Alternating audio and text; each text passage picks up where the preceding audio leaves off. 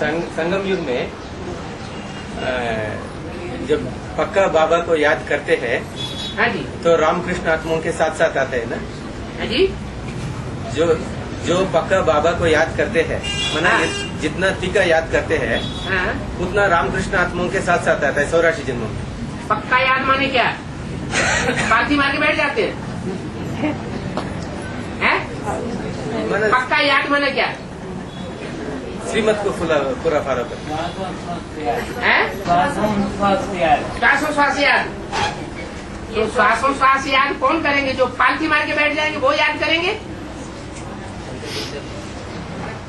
या जो कर्म करते रहेंगे और याद में भी बने रहेंगे वो याद करेंगे?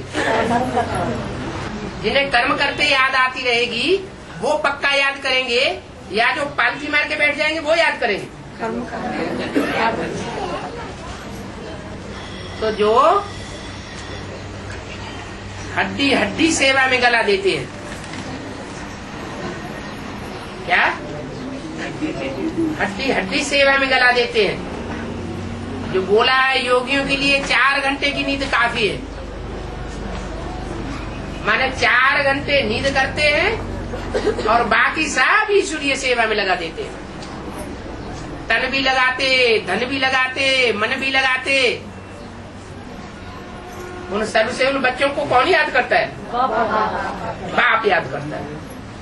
बच्चों में तो नंबरवार ताकत है और बाप तो सर्वशक्तिवान है। तो वो जिन बच्चों की बुद्धि को खींचेगा याद में, उनकी याद तीखी होगी या धीमी होगी? तीखी याद हो जाती है। तो वो जन्म जन्मांतर बाप के नजदीक नहीं आएंगे? आएंगे। बात ये है, ऐसा जैसा गायन है उसी तरह से संगम युग में सभी आत्माओं के लिए मोह के वश दूसरे देहदारियों के याद भी ज्यादा सताते है ना, वो भी तो शूटिंग में हो सकता है ना। उसी तरह से संगम युग में जो भी पुरुषार्थी बच्चे हैं, एक बात पूरी बात बताइए। जैसा जितना याद में पक्का होता है, हाँ। उसी तरह से रामकृष्ण आत्माओं के साथ साथ आता है। हाँ। उसी तरह से संगम युग में जो शूटिंग पीरियड में जो भी पुरुषार्थी बच्चे हैं, उनके साथ साथ मोह, जो देहदारी जो संबंधी है उसी से मोह भी लगता है ना।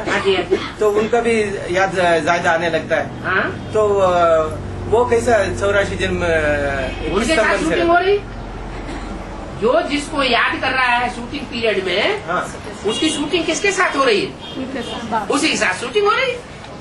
उसी के साथ हो रहा है। और क्या?